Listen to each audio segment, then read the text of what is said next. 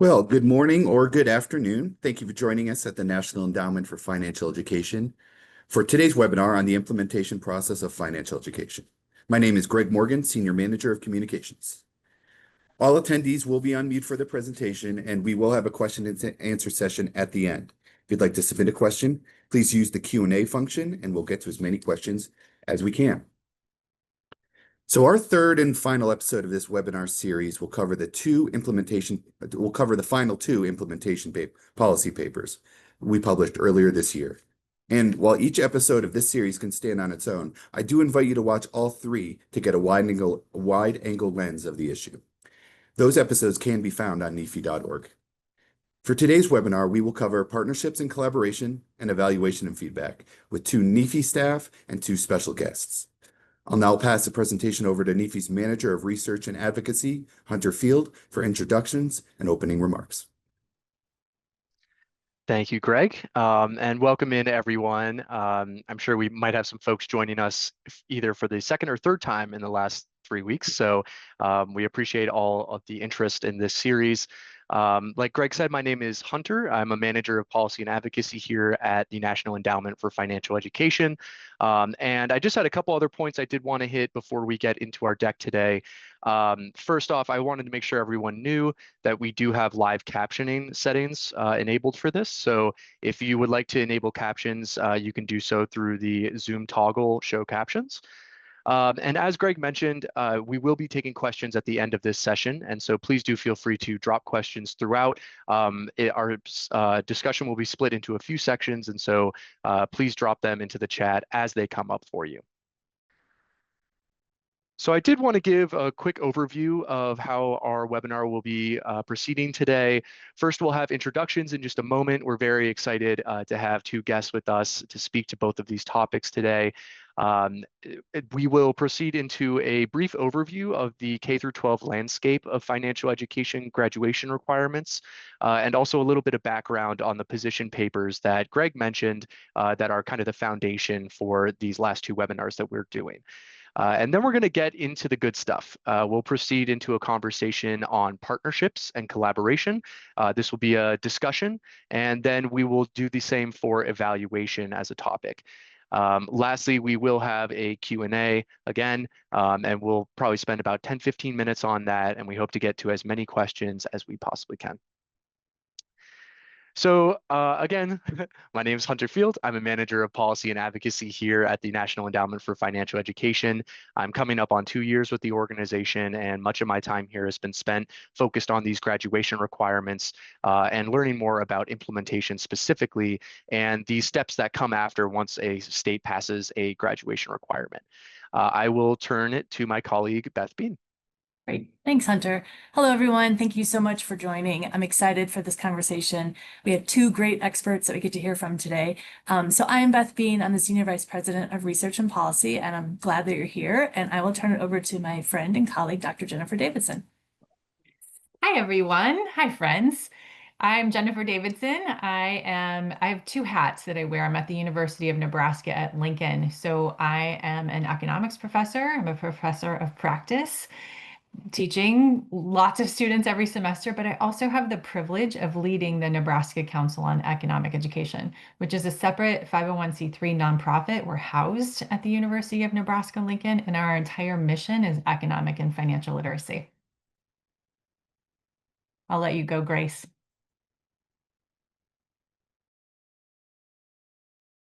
Sorry, Grace, you're on mute. Sorry about that. Classic. I was just saying, hi, everybody. Excited to be here today. And thank you to our NEFE friends for inviting Jennifer and I to join the discussion today. My name is Grace Ting. I'm the Chief of Partnerships with Next Gen Personal Finance. We are a national nonprofit dedicated to making sure every student graduates having taken personal finance, and that every teacher feels confident and equipped to teach the course. So we do that through a mix of advocacy, providing free curriculum PD and implementation support. I lead a team of wonderful partnership managers, and they're regionally based across the country, working with departments of ed, working with districts and other partners to support this crucial work of implementing the personal finance graduation requirements.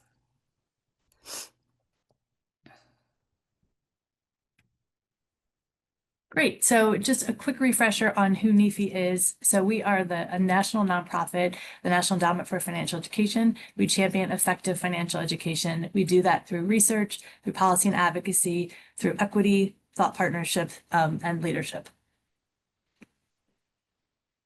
A little bit about why we're here today. So there's been huge momentum in the K-12 financial education graduation requirements, and this map highlights the huge momentum we've had. So there are 30 states now who require a financial education course. In addition to the 30, there are 7 states who offer a partial, they have a partial financial education requirement, meaning that it is embedded in another course. The 30, in the way we count it, is that it's a standalone course. But there's been huge momentum happening across the country in the past couple years.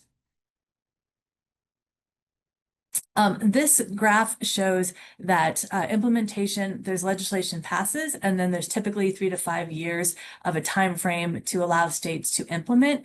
And you will see the majority of states that have passed legislation still have to implement, which is why this conversation is so important. So 2026 on, the majority of states will be learning how to do this and working with partners on doing this work. And implementation is key. So this is why we're here and why this is so important. It's really important that we get this right the first time because financial education is so critical for everyone. So the first step in implementation is for the legislation to pass. And as I mentioned, that's typically 3 to 5 years for implementation. The next stage is typically state standards are adopted. These are typically related to the national standards. The meat of the work is really in operationalizing the requirements, and this happens at the district and state and school level. And then ideally, the next phase would be evaluating the work and doing continuous improvement of the financial education requirement. So the reason we did these 4 papers and published them last year was we had just really been hearing from the field that we're looking for guidance, and we wanted to do a listening tour on what was some challenges, what were some solutions, what opportunities. So we had 4 buckets. Last week, Hunter and I talked with 2 experts around teacher training and curriculum, kind of what's happening in the classroom, and then today we're really going to focus on the bookends. So partnerships. We didn't start the conversation of the papers thinking that was going to be a paper into itself, but really just heard from everyone how critical partnerships were and how collaboration was key to implementing properly. And then evaluation and feedback is critical at the end, the bookend of just improving upon continuous improvement on the implementation. So we're going to start the webinar with partnerships and collaboration and focusing on that work.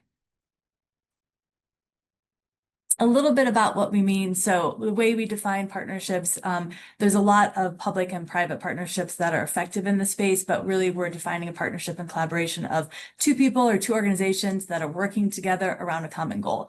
The goal obviously is financial education requirement implementation here. So some things that we heard, they're critical, partnerships are critical at every stage, from being advocates to pass legislation to in the classroom, what's the curriculum that's being offered, to teacher training, to evaluation at the end. And why recreate the wheel? There's a ton of work happening in this space with our partners and nonprofits, friends. And so let's all work together to make this work happen. Another piece that we heard was critical was partnering with post-secondary and workforce. So those are natural partners in this space, and a lot of work is happening there. So reach out to those individuals if you aren't.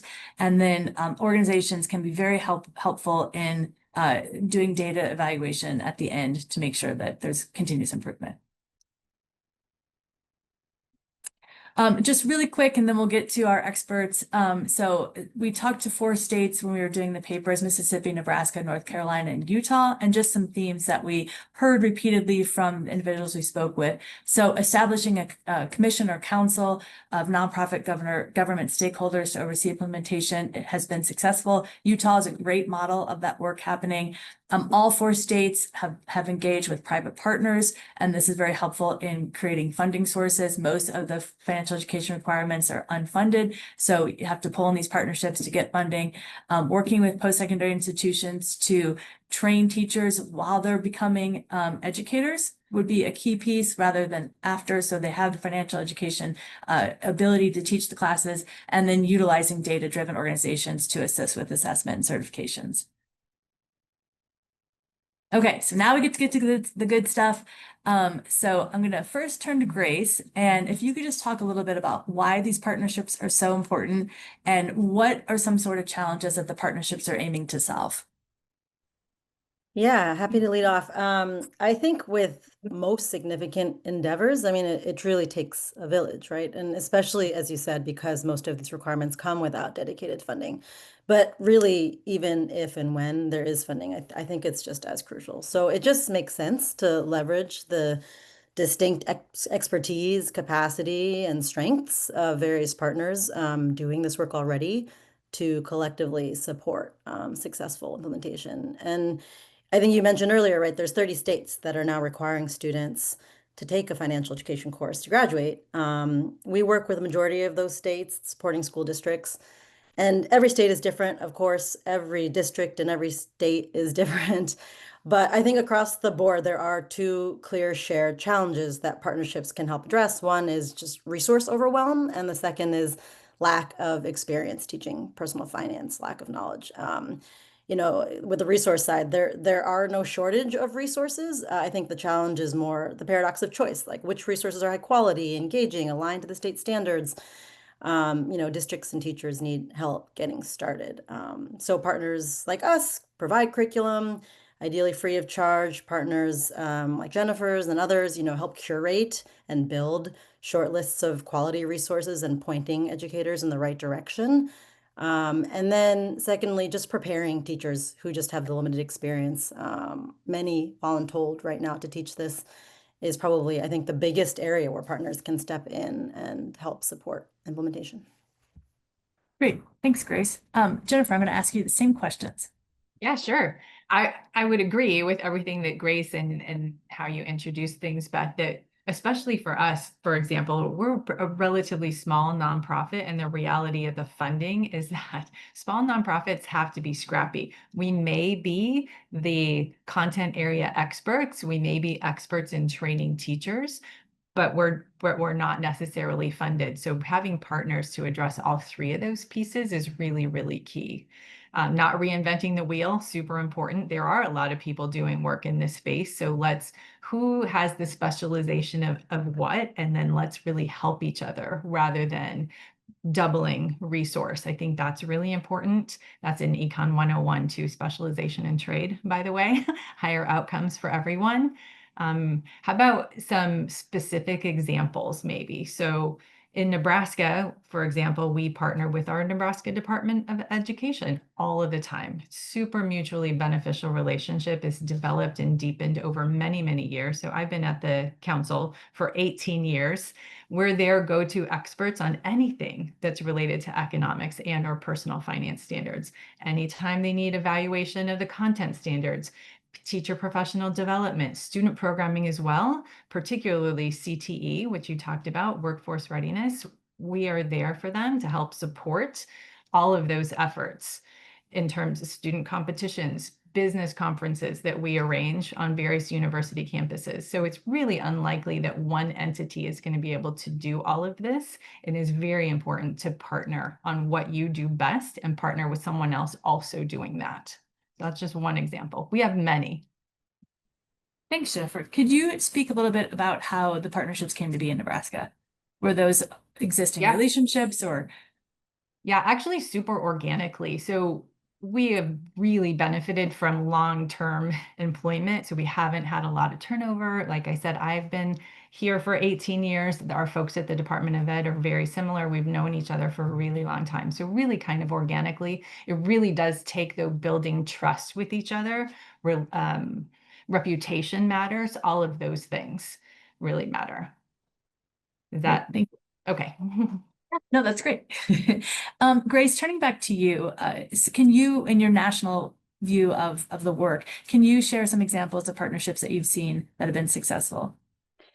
Yeah, sure. I mean, actually, to start, Jennifer and I have actually had the privilege of working together and to support some of the work in Nebraska. So, they've built this course with resources from us and others, which she could, of course, share more about. And it's all aligned to Nebraska standards and in Canvas and all nicely buttoned up. And even just this past summer, we co-hosted a great 2-day PD event in Omaha where we did an NGPF Fin Camp for a full day, followed by NCE's personal finance workshop for a day. And so we've actually done something similar in terms of PD collaborations with a number of C state chapters, from North Carolina C in the early days with their institutes to Minnesota, Michigan, South Carolina. And then I guess speaking of South Carolina, a neat example to talk about is we partnered with South Carolina DOE to provide a virtual training pathway for teachers to get the PD needed to teach the course. So in South Carolina, teachers who don't have business or family and consumer science certifications, they're required to do some additional preparation to teach the course, as well as pass the WISE certification exam. So the DOE partners with South Carolina Econ, basically Jennifer's counterpart in South Carolina, and C does a lot of great work in many of the states. And they put on a personal finance symposium, which is an in-person summer training opportunity. And then obviously not every teacher can attend in person, so they needed some flexible options to fill the gap. And they use like NGPF's Personal Finance 101 self-paced modules that are aligned to their core topics and make that available for teachers who need to get that preparation and build the content knowledge. So we actually purposely built that for this need and have been working with a lot of states and districts who have been able to leverage that. So I don't want to keep blabbing. There's definitely lots of other examples, but I just want to check myself in case you guys Thank you, Grace. And we might have more examples that come out through the Q&A at the end. But I love that you both have partnered with each other. That's great. For both of you, and I'll start with Grace, what are some critical considerations for establishing and maintaining these partnerships? What would be at the core to making them work and being sustainable? I think, I mean, Jennifer touched on some of them already, like having just a shared purpose and aligned goals, I think is really important. Identifying what the gaps are, what the needs are, and ensuring there's a strategic fit. I think like good partnerships just function and keep going because you're supporting each other. And then, as she said, reputation, considering an org's track record, the impact they've had, who they've worked with. And then I think just really important to have like drivers on both sides or all sides if there's multiple partners to actually keep the work going forward, right? So yeah, just a few things that come to mind. Thank you. Jennifer, anything you would add to that list and or trust that you mentioned before? Yeah, I think a lot of the same things. It has to be mutually beneficial relationship. The goal has to be the same for both partners, really betterment of teachers, schools, students in the states. Apolitical in nature. We come across that on the econ side for sure sometimes. So education purposes only. Sometimes we have people that want to partner us with because for marketing purposes, or they just want to be in classrooms. And so just sort of trying to filter through all of that. No selling. This really has to be about education, high quality, accurate resources. We also have run into that before where they're just not quite what we would want to endorse. And so sometimes it's just a lot of time on assessing those things. Funding for us is also like, who are you willing to partner with? Whose funding are you willing to accept can be a big deal too. We often get funders that really are interested in, they want something for their employees to do, which I get, that hands-on to the employee wanting, like, we're doing good things in the community. I get it, but it can be difficult for us. We want their expertise in personal finance, but classroom time is really, really important. So sometimes they want to be guests in the classroom. That isn't really going to help in terms of utilizing scarce resource of time in the classroom. So sometimes you just have to push back on that. Two things, biggest and most consistent input to education is the teacher. So our perspective is the biggest return on investment is investing in the teacher. And so it's not like a whole bunch of corporate employees can help us with that, right? It takes something special. It takes something deliberate to train teachers. So just some considerations to think about. Teacher training takes a level of that expertise. Thanks, Jennifer. I I think just one I did. additional thing to Oh, add too is just playing to like folks' strengths, right? Like there's folks who are doing national work, there's people who are on the ground and have the ability to really leverage their local connections and relationships and be able to do like I saw Nancy say hi earlier in the chat. I just want to call them out. Connecticut Financial Scholars and Philly too as well, great nonprofit partners, and they leverage our curriculum in the classroom with the supporting like the highest need districts in Connecticut, and the curriculum is the model curriculum in the state. But they're on the ground and they're able to do like adult empowerment, workshops and like internship and workforce development opportunities and a lot of wraparound supports. So we're really leveraging like the strengths of different groups together like that is an important consideration. Grace, I had one quick follow-up for you, more so towards you, because I know Jennifer had been doing this work in Nebraska before the requirement even passed, right? And so with your work, Grace, thinking nationally, in terms of your partnerships with different states, where would you kind of say like the timing falls? Like say a graduation requirement passes, how soon are you engaging in those conversations across the state? That's a great question. I think it has varied a bit by state, but pretty much right away in a lot of cases. I mean, in some cases, we're involved on the advocacy side through our sister affiliate organization, Mission 2030 Fund. So there's kind of a natural like hand off, right? To like, okay, we like, got this across the line. How do we best support the implementation? But I think, from that phase, anywhere from, in some cases, we've been on like standards creation committees, just there's usually a time period where the state's coming up with their guidance for districts. And at that point, we're trying to align our curriculum to the state's standards if they have them already ready and just providing like early support for districts as well. So it tends to be pretty early in places where we can just jump in.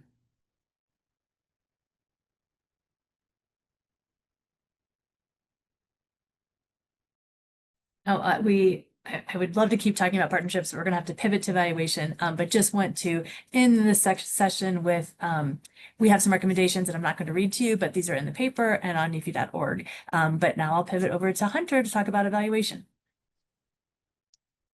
Thank you, Beth. And yes, I think we already got a few great questions in our chat about the partnerships work, so we'll definitely be coming back to that at the end here. But of course, we do have a second topic that we wanted to discuss today, which is evaluation. Thinking about evaluating and refining these new requirements after they've been initially implemented, right? Thinking about this initial timeline and then what comes after. Thinking about the timeline slide we had, this is kind of the natural ongoing final step of any implementation around these requirements. And so I have a couple themes here as well. First, I did want to touch on a couple points on evaluation. For our conversation today, we'll be thinking about this kind of on two different levels. The first of which being at a systems level, thinking about how can we evaluate whether or not the requirement's actually in place, right? We know that there are certain states where a requirement will pass, and then to what extent is that actually being rolled out in the classroom even after 4 or 5 years of a timeline? So thinking about evaluation from that angle, but then also in terms of classroom delivery. And so thinking about knowledge gains for students, what material they're really able to grasp with, and how effectively teachers are being trained and equipped to bring this into the classroom. So two kind of different levels there that we'll be discussing throughout this conversation. And the other thing that I wanted to mention here as well is that we are not going to be getting into the technical weeds of actual like program evaluation as much today. There's still a lot of research ongoing, including research that NEFE is working on to improve how we evaluate and validate different measures here around financial education knowledge gain. And so recognizing that this work is still ongoing, today, we're mostly going to be focusing on why it's important for states to be mindful of evaluation and put in processes that they can use to collect data and eventually set the table for this program evaluation once this initial implementation has taken place. So with that in mind, few points here. This point that I want to touch on is recognizing that when a requirement first is enacted and implemented, there's going to be room for improvement, right? And so if evaluation is showing student knowledge gains that are maybe lower than was hoped, that in no way is an indictment on the requirement. It really just shows areas for improvement here. And so, we want to be mindful that if you get certain results on evaluation from the first couple years of a requirement, that only speaks to the improvement that can be made on it, and in no way should, undermine this important work. I also wanted to highlight the student and teacher knowledge gains here. We'll mostly be talking about student knowledge gains, but additionally thinking about how we can track and measure how impactful professional development is for our teachers and how we can even improve that as well. Having a level of accountability on reporting is very critical here. I'll talk about this in a second, and I think it'll come up in our discussion. And then lastly, I wanted to mention that not only is this evaluation very important for improving these graduation requirements and the programming and classroom delivery across the state, but there's also an opportunity here for longitudinal data and longitudinal studies that the field of financial education research, there's definitely a lot of room for more longitudinal studies. So thinking about how not only can this elevate and improve classroom delivery and the effectiveness of the financial education, but what other knowledge can we be gaining? What other insights can we get from this data as well on the overall economic health and the financial capability of the workforce? So just like Beth did, I wanted to cover a few themes from the 4 states and the conversations that we had in our position papers. These are largely drawing from the points on this last slide. But teacher certification was something that came up time and time again. And on our webinar last week, we spoke a little bit to this. And something that came up was the fact that there were states where there were different, varying degrees of teacher certification or endorsement in place, but there often was a lack of reporting or accountability, just in another word, to ensure effectiveness and that this was actually happening. Part of the reality here is that local control can place limitations on this, but we still think it's an important point to highlight here is that there is a way that we can respect local control and districts and their autonomy, while also just ensuring that teachers are actually prepared as we are mandating they are, right? Measuring student knowledge gains is incredibly important, but I did have a point here I wanted to highlight that came out of our conversations as well, which is recognizing that we can have pre and post assessments for students to see the impact of the education without making it a end all be all, where students have to pass an end of semester or end of year course in order to get credit for the course. Because we know that if that's happening, it will hamper the ability of teachers to really tailor the material to their students. So there's a way that we can both facilitate evaluation without limiting teachers in the classroom. And I think that was a topic, a theme that came out of a lot of our discussions. A landscape assessment, it can be incredibly valuable here. Utah, of course, is a state that comes to mind here with a statewide audit that they did after 10 years of their requirement in place. And, the audit, the assessment was not all, glittery. It wasn't all gold. There were clear examples in the report of areas where the state could improve the offering and the programming. And, they're obviously sticking with it. They're very dedicated to it. And so I think this example is useful in showing how 10 years after a requirement, even an audit can show some gaps or just opportunities for improvement. And a state like Utah really exemplary in just, acknowledging those and moving forward to improve them. And then lastly, I mentioned longitudinal studies, of course. This was a point that came up across many of our conversations, was thinking about how we can actually utilize some of this data to improve the body of research on financial education as an intervention, but also partner with other state agencies, because there's a lot of value in different takeaways we can have on the financial capability of graduates. So Now I want to, of course, open this up to discussion. And I think here I'm going to go to Dr. Davidson first to ask Jennifer a little bit about why she sees evaluation as so important in this process, and perhaps a critical consideration or two around evaluation, both designing and executing it. Awesome. Thanks. Thanks, Hunter. Let me tackle that first one really quickly. Why is evaluation so important? So when we think it really comes down to what you've been saying, accountability and improvement. So across the country, we are investing billions with a B of dollars in financial education. And that's awesome, as we should, right? But we have to ask ourselves the hard question. Is it working? Are we truly building a more financially literate populace? And are our current approaches the best use for these resources? Evaluation is what gives us the answer to those questions. So it helps us see whether we're spending wisely, where adjustments are needed to get the outcomes we all want for students. It gives us a baseline. So this is where we're going to talk longitudinal studies that you've been talking about. It's a starting point where we can measure against later on. And it's just like tracking fitness goals, right? It's just like tracking our fitness goals or even reading levels or math proficiency. You need the data to understand progress and see what's working.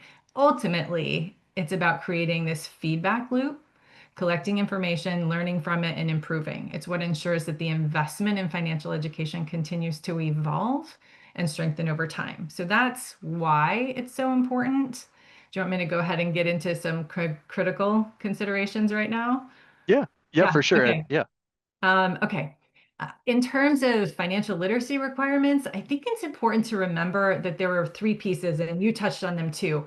Three pieces to this evaluation pie. So we have the general implementation of the requirement, yes, but we also have the teacher prep to teach personal finance that we need to evaluate, and of course, the student outcome. So in terms of all of that, teacher prep, early research, teachers were not ready. So there were surveys done for teachers, and they reported like we're not ready. We don't know that content either. We don't know what resources, or what Grace mentioned earlier today is like there's so much out there that it's just overwhelming. So thankfully we're seeing less of that. Teachers are feeling more prepared. There's certainly been a plethora of professional development and resources created and curated the last 10 years or so. Though they're probably still not getting enough, I think, in teacher preparation as part of their undergraduate education. So even at my institution at the University of Nebraska at Lincoln, business teachers, to be business teachers, have to take one course in personal finance. And it's not a course about teaching personal finance, it's personal finance for them. So really minimal preparation as part of undergraduate education. I think that's a concern and something to consider. The other piece in terms of teacher prep is finance, and fintech moves fast. So we have NFTs, Bitcoin, what's happening with the price of gold right now, the stock market, EFTs. So it's a lot for them. And I think we need to bake into evaluation ongoing teacher professional development. I think that's critical. In terms of, I would also say it's vital to build in a strategy evaluation with appropriate funding. I think that gets missed a lot. Beth, you mentioned it earlier. So often the requirement passes legislation, but no funding. An evaluation is something that requires us to be purposeful. So let me give you an example from Nebraska. Our financial literacy requirement passed in 2021, had to be fully implemented by the 23-24 school year. The legislation was passed, no statewide assessment. We are a local control state, just like you mentioned, Hunter.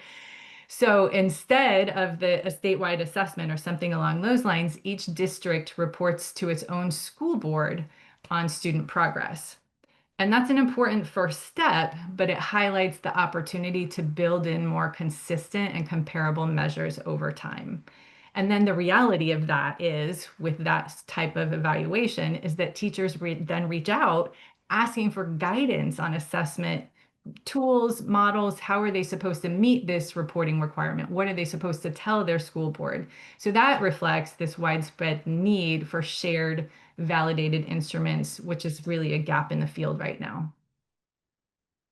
Thank you, Jennifer. I think I'm I want to come back to those examples there at the end too, because I think having you speak to them might be useful for this conversation too. And that point that you mentioned about undergraduate and preparing future teachers, when we think about partnerships from earlier in this webinar, right, that I think that's a natural opportunity for partnership in preparing future educators. So I'm glad you mentioned that too. Grace, I want to give you the chance to answer both these questions as well. Again, recognizing that your work is more nationally focused rather than Jennifer's expertise in Nebraska specifically. I was wondering if you could just speak a little bit to why you see evaluation is so important here and maybe a consideration for designing evaluation too. Yeah, I mean, I don't have anything very different to add than what Jennifer talked through. I mean, really just underscoring what she shared. I was actually thinking about this question and remembering we actually also highlighted a few of the same states you did in an annual report that we did, I think, a couple years ago. And I was remembering this quote from Brittany Griffin, who's the Policy and Communications Deputy at the Utah Office of the State Treasurer. So we talked about Utah a bunch. Obviously, they're exemplary here in that they really were the pioneers, right? First state in 2003 to pass the legislation, and their students graduating and having to take this course in 2008. So I just thought her quote was, really encapsulated. She said, in the creation of a novel program, the road to success often isn't a straight line. Over the last 2 decades, we have recognized the crucial role of adaptability, continuous assessment, and the willingness to make necessary adjustments. Central to our progress has been the steadfast collaboration of partners who understand and are committed to the mission. So I don't know if Brittany's here today, but hi if you are, and thanks for sharing your words, at that time. But yeah, I just think that encapsulates the why really perfectly. It is the continuous improvement, right? And that's the most important lens, I think, to take to this. Otherwise, I mean, I think it really depends on which pieces you're trying to evaluate and being clear about that. And really, a lot of that starts with collecting the data, of course, and defining what decisions that data will inform, who will use it, et cetera.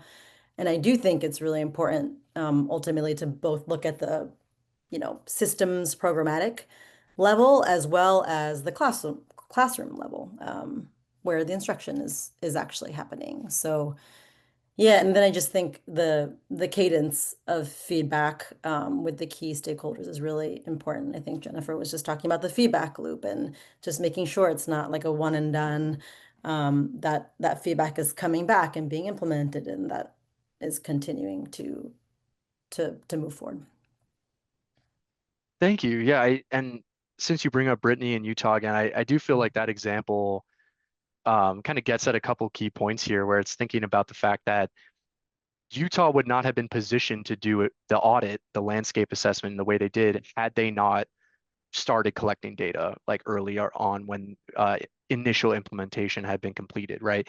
And then thinking back to that slide where we were looking at implementation as a process, that was in 2018, they did that 10-year assessment. And so, their requirement had been in place for a while, and it's recognizing to the point about a feedback loop, like this can be continuous in perpetuity, potentially, right? So thank you for bringing that up. I know Brittany's great, and we actually spoke with her for our papers as well, and I think that was very useful. They have a lot of experience there. I am going to pivot here to the second part of our discussion. This will be just a little bit longer, thinking about some more examples. Specifically for Jennifer, you touched on a couple of these, and I wanted to give you the chance to elaborate a little bit more on some of these examples of evaluation in Nebraska, and potentially also speak to this final bullet here that we have about some challenges around program evaluation. I mean, you had mentioned local control and maybe some of those limitations, and also data sensitivity, recognizing that, some students taking this course are minors. And so how does that factor in? But I wanted to give you the chance to speak to that a little more. Thanks, Sandra. Yeah, evaluation like this is really, really difficult for all of those reasons that you mentioned. I think probably the biggest gap right now is that we don't have a good assessment instrument, honestly. So let me talk about that for a minute, and we'll continue on all of these points. That's a lot. Assessment instruments are really important. how you're collecting the data and then being able to compare it over time. So you want to ensure you're truly measuring what you think you're measuring. In our context here, we're talking, of course, about financial literacy and not math or vocabulary, which could happen. So utilizing an instrument that's been very purposely created, mapped to some set of standards, and then statistically tested to show validity and reliability is key. I'm not getting into the weeds. Utilizing a nationally normed instrument is also really helpful, I think, for teachers and school districts. So this would provide information about where your students score compared to a national sample of students. I think that's helpful just for knowledge, like how are we doing really compared to everyone else? I will say, maybe this is an appropriate time to say, I'm super happy to share that my colleague and I, Dr. Wagner at the University of Nebraska at Omaha, in partnership with NEFE and some other partners, are working on just such an instrument. So a comprehensive financial literacy assessment mapped to the most recent national standards. So super excited about the project. I think it's really a gap that is going to be helpful in evaluation. You touched on this, Hunter, and I want to touch on it too. A quick note of caution, though, something to look out for is once you start more broadly assessing students, you do tend to see a tip in outcomes. And I just want this is to be expected. So just because you're starting to see this dip, like, oh, this requirement is not working, we should stop doing this. No, let's not do that. It is to be expected. You're testing more students that wouldn't have otherwise been tested. And so you do see a dip. It's just broader, right? So don't attribute that to bad instruction or it's not working. It's growing pains, it's broader assessment, and see the results as information with which to move forward. I think truly the bottom line here is thoughtful evaluation doesn't just measure success, it really does drive it. If we design it well with forethought, it becomes the roadmap for improving instruction, supporting teachers, and ultimately helping students thrive financially. And I think that's where we're all trying to get. Evaluation just really has to be this thoughtful piece. Thank you, Jennifer. Yeah, that bit about dipping scores too. And I think, we also have seen evidence that and it kind of stands to reason, right? But just after a few years of a requirement being in place, that some of the impact improves. I think about some of Carly Urban's research looking at credit card delinquency rates and how the difference there, was more substantial year after year. And I think that's a really great point. Grace, I wanted to give you a chance here before we pivot to taking some questions. We already have some great ones from our audience. If there was any last point that you wanted to highlight here on evaluation on either of those last two bullets, last two questions. Yeah, I mean, so much to say. I think also important to just recognize, we saw the graph earlier, or the chart earlier with where states are. Like there's the Utahs and sort of the earlier group of states, but like many states are still at the beginning or early on in their implementation process, right? So like broadly speaking, they're kind of focused on that teacher preparation side, the resources. I think not sure exactly how much program evaluation is being done very widely, but obviously states are thinking about it and they're doing some things. I know states like Wisconsin and Pennsylvania are thinking through this. I think Wisconsin is maybe over a year into their implementation. I think their first graduating class is 28. So they initially conducted like a gap analysis and needs assessment, and they've been compiling like a personal financial literacy educator directory, right? So that they can gather feedback, figure out what supports to provide. I know they're definitely recognizing the importance of developing systems for continuous feedback when we talk to them. And, I mean, folks at the state agencies would have a lot more to share about this. I think it might be an interesting future discussion too. But in terms of like from our perspective, one thing to share, you mentioned the landscape. At that level, one thing I wanted to share is we have an annual State of Financial Education annual report. And this, of course, tracks the progress of new, like what we call guarantee states, right? The states that are guaranteeing all of their students or requiring them to graduate having taken this course. But it also tracks implementation progress on the ground at the school level.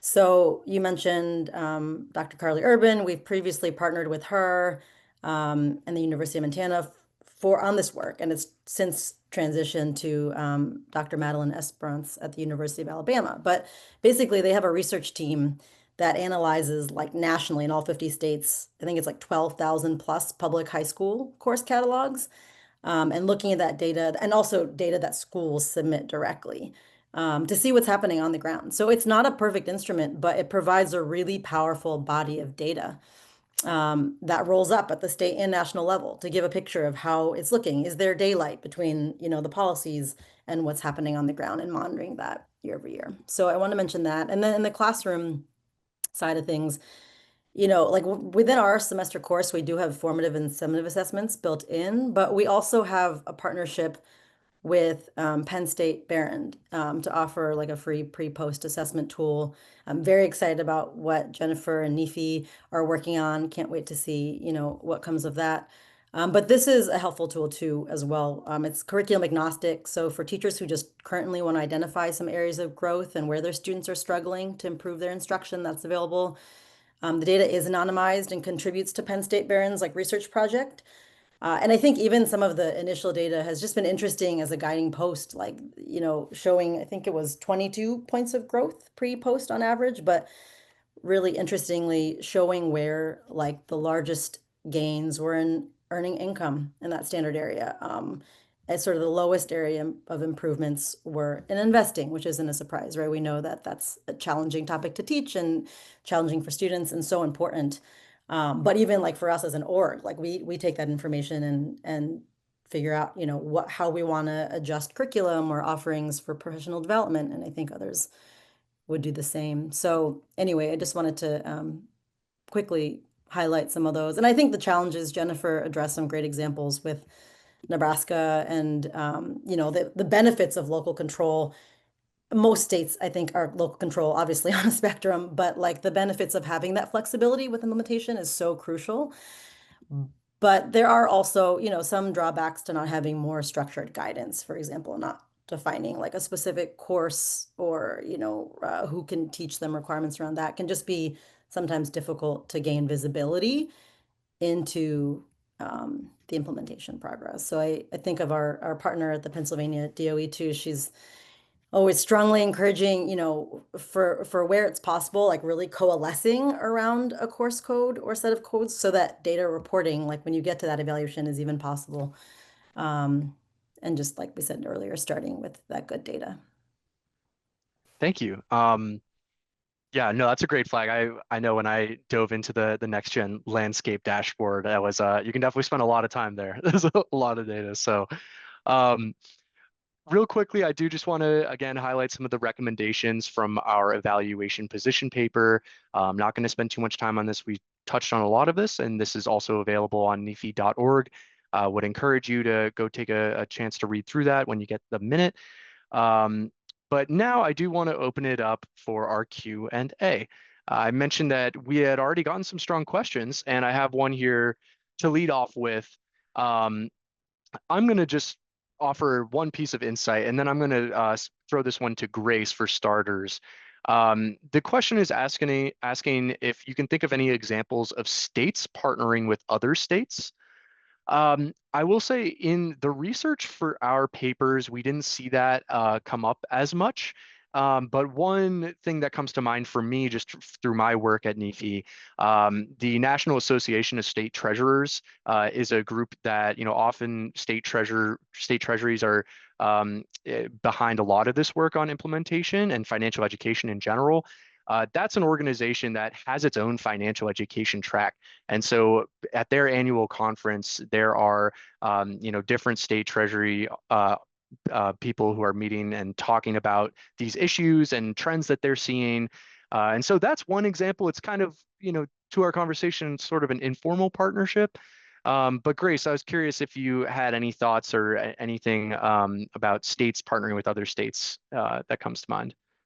That's a great question. I'm not sure, honestly. Like, I don't think there's a ton of it, or at least in a very formalized way. But I do think states, sometimes will reach out to each other and just kind of pick each other's brains on certain things. There are forums like, for example, like what is there? The Council of State Social Studies, whoever, the basically the state level social studies folks, right? Like they meet every year at the conference that they're at, and maybe there's some discussion around that. So I don't know if there's like a ton of formal. I would actually love to hear about it. I have heard state leaders who we work with sort of expressing a desire for more of like an official convening of people who are working in this space, because I think whether you're at the state level or districts, certainly teachers, like this isn't a very neat and tidy like department, right? So people do often find themselves on islands, again, whether you're in the classroom teaching it and there's maybe one other teacher, if at all, at your school, or whether you're implementing this at a different level. So I don't know if I have a great answer for it. I think there's a desire for more, cross learning and interaction, and there probably are some really good examples of it in a more like organic fashion. Jennifer, did you have? Yeah, Yeah. can I jump in? Yeah. So I have the privilege of running the Nebraska Council on Economic Education, but most states have their own state council on economic education. And I will say we all work together regularly, whether it's on teacher PD, on curriculum writing, whatever it is. So that happens a lot. In fact, our Omaha center director just went down to Oklahoma to work with them on some gambling curriculum and some teacher training. And that it just happens all the time. Also on creating state standards, what typically happens is as part of that writing process, we and other states pull from other states, like what are those standards, and then compare. So I think there's a lot more of it happening than people realize. Yeah, and just to clarify, sorry, I was thinking more like the DOE level, right, in official collaborations, but Jennifer's absolutely right, especially at the C level and other organizations that have state chapters, right? There's a lot of sharing. I mean, even thinking like, I think when we started working with Minnesota C, they looked to you all. One thing was a model of how you did your institutes, and even how we collaborated, right, with using some of our like on-demand self-serve modules as like pre-work. I think they got that idea from you. So initially I was kind of more thinking at the state agency level, but for Well, sure. that's a good segue to your point about institutes, Grace, because we had a question asking about how one can sign up to become a teacher trainer in their state. And so I don't know if either of you have any thoughts on this as to how you get people in the door to actually start leading these institutes and professional development. So I'll I'll answer it quickly say, first. Oh, go oh, ahead. well, I was going to say, I'll quickly mention something and then toss it over to Jennifer, because I think this much more applies to where they're at. But, because we have so much organic grassroots adoption from the teacher side, we are working on sort of building a better ambassador program to be able to formalize some of this. I know in some states, like in Wisconsin, they've spun up like a teacher fellows uh, sort of cohort to be able to do some of this. But I know like Jennifer, they have a lot of master teachers and trainers, so I'll defer to her on what they're doing.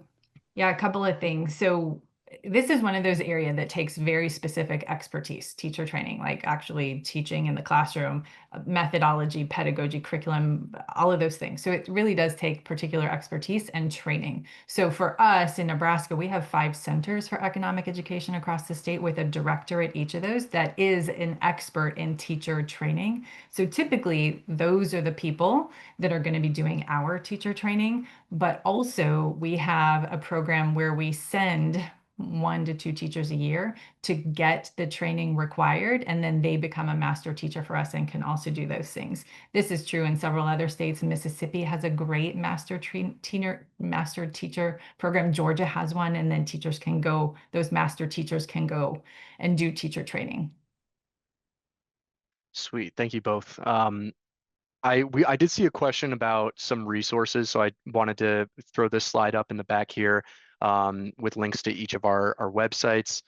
One question we got here, and to this person, I would also encourage you to look at our webinar from last week, which spoke a little bit more to serving special populations with this material in classrooms. But the question is asking about your thoughts on finding partners with expertise in serving students who are immigrants, refugees, asylees, et cetera. So kind of thinking about special populations.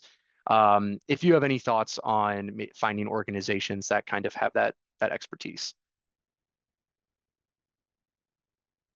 It's a highly valued question. It's also difficult to answer. Actually, I think NEFE is probably better positioned to answer that than me. I know you guys know of some. Yeah, and that's it is a good and kind of tricky question, at least in this moment. I think Milady Garcia has done great work in Washington on that, and that's why I mentioned the webinar from last week. We spoke to that a little bit more, and I think that their resources on their website, it's the Washington Financial Education Public-Private Partnership. They have some pretty good tools on there that you might find useful. I think we have time for one or two more, and we have some other good ones in here. I think this one's really helpful just in general. This question is asking, how do you initiate conversations with the Department of Education or districts, which can have a tendency to want to silo themselves or keep partnerships to a minimum? I think either of you could probably speak to this a little bit, so I'll just open it up. I'll go first, just briefly. It is tricky. And I think just put yourself in their shoes too, that people come at them all the time. A lot of it's they want access. So they have to be really particular about, and they have to answer to parents and other stakeholders about who is in the school. So think about it from their side. If you approach it with, we really are the experts, or we really are here for education only, that's probably the best way. I think probably another really good way is to come in through your Council for Economic Education, who already has a relationship, and try to partner in that way is probably a really good idea.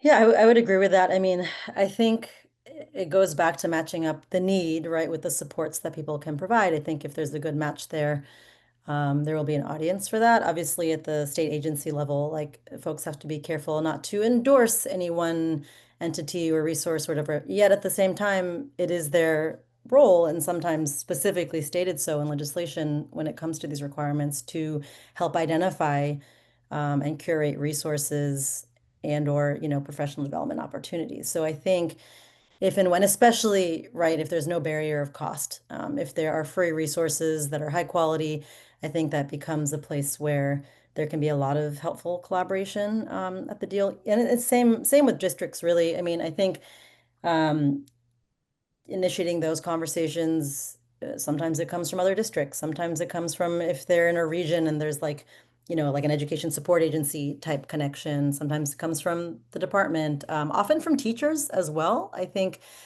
like teachers are very nimble and sometimes ahead of where the district is, right? They may have already been thinking about some of this or trying it in their classroom. So they might have tried XYZ curriculum. I know it certainly happens with us, but I'm sure it helps with other resources too, where they might talk to their, department lead and say like, oh, you should check this out, or, would love to connect you with so and so. So I think there's a lot of avenues. I think it's ultimately about like, is the need being met by what folks have to offer for support? One final question I'll take here is just asking about tools for evaluation. And so this question specifically is for Dr. Davidson, just asking if you can suggest any tools for evaluation, particularly financial knowledge and skills. And I will just put the disclaimer, I think we discussed on this call that we are still working very much so to refine a lot of these tools. But I did want to give you the chance, Jennifer, if you had any thoughts on that. Yeah. So there is one forthcoming. It's still a little bit of a ways out, so I want you to know that. If you need something now and you're looking for a student assessment, there is an older version that is mapped to not the most recent national standards. It's the previous version, but that's the test of financial literacy. I'm thinking you could Google it and find it. So there's that. If you're looking for a current assessment for teacher preparedness, one thing that you can use is the WISE Teacher Financial Literacy Certification. It's W''SE. That is one source for that we also use in Nebraska. Thank you. And I think that just about takes us to time. So I will, first off, thank you both so much for joining us and for this conversation. Really appreciate your time, and I hope our attendees found it valuable. But I will pass off to Greg to wrap us up. Sure. I'll reiterate, thank you to the speakers today, and thank you to all the attendees. We will be sending a recording of this webinar to everyone who registered. Whether you joined us for 1, 2, or all 3 episodes in the series, we appreciate your participation and the opportunity to share our work with you. We have several other webinars in development, so be on the lookout for information on those. But in the meantime, I invite you to follow our work on social media. You can find us on X, LinkedIn, Facebook, Medium, YouTube, and Instagram. Thanks again, and have a great day.